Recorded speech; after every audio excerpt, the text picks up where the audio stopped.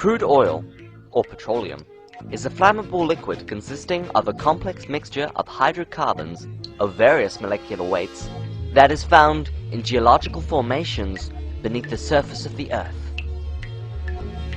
Essentially, petroleum is the compressed, superheated remains of animals that died millions of years ago. Yet this fossil fuel is essential to sustaining our society and our industry. Without it, mankind would fall back into pre-industrial.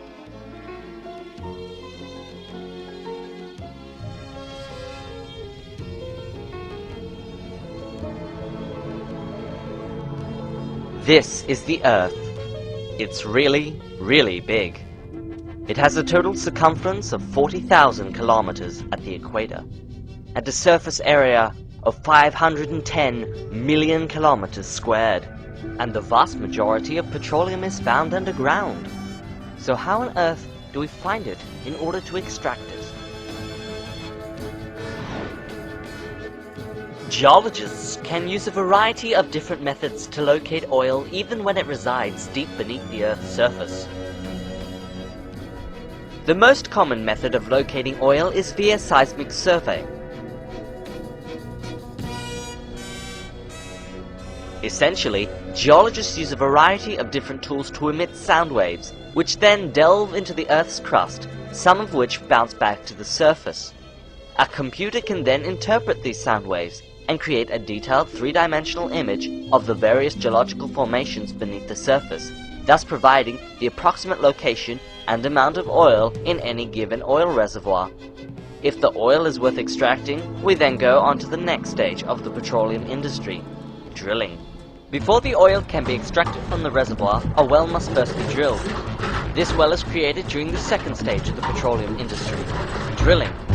In order to carry out drilling operations, a temporary drilling rig is constructed. Derrick allows for a large system that can support a long drill pipe attached to the drill bit. A turntable turns the Kelly, which is attached to the drill pipe, to allow the drill bit to drill, as the drill bit plunges deep underground. The next stage of the petroleum industry is production. In this stage, the oil is extracted from the reservoir.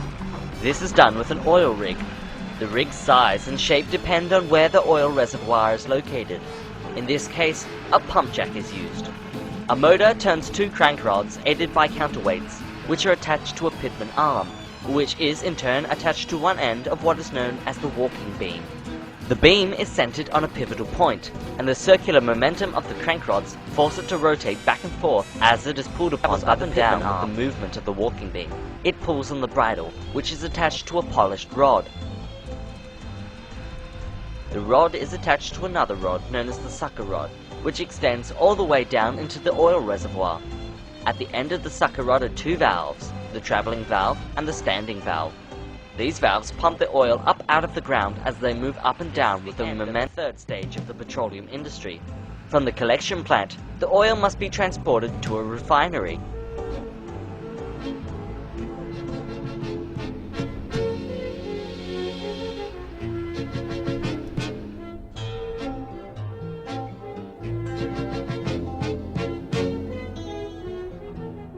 The fourth stage of the petroleum industry is transportation. In this stage, the petroleum is transported from the production site. This can be done in several ways: by road, rail, sea, or pipeline. Pipelines can be thousands of meters long and are typically made from steel with an average diameter of anywhere between 10 to 120 centimeters. The oil is kept in a constant motion by regular pump stations along the pipeline and flows on average at speeds of up to 6 meters a second. The oil's final destination is the refinery, where the last stage of the petroleum industry takes place.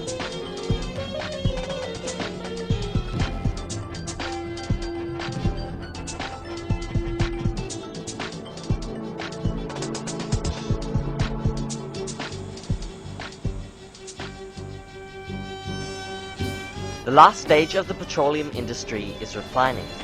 Petroleum essentially is useless in its natural state. What's valuable and useful are the various components that make it up. These components all have different molecular weights, and therefore have different boiling points. Petroleum companies take advantage of these different boiling points and use them in order to separate the different components. In order to do this, the petroleum is first heated to temperatures as high as 600 degrees Celsius by pumping it through a furnace. The resulting petroleum gas is then piped into what is known as a fractioning tower, or distillation column. As the gas rises up through the tower, different components condense at different heights. A series of bubble caps then prevent the oil from falling down once it condenses. The petroleum is then pumped out through pipes for further refining, such as the removal of sulfur in desulfurization units. Sometimes the heavier elements of petroleum are broken down into lighter, more useful components, using a coker or hydrocracker. The major products resulting from petroleum refining are liquid petroleum gas, gasoline, naphtha, kerosene, diesel fuels, fuel oils, lubricating oils, paraffin wax, bitumen, and petroleum coke. These products are then used in our everyday lives, such as powering our cars.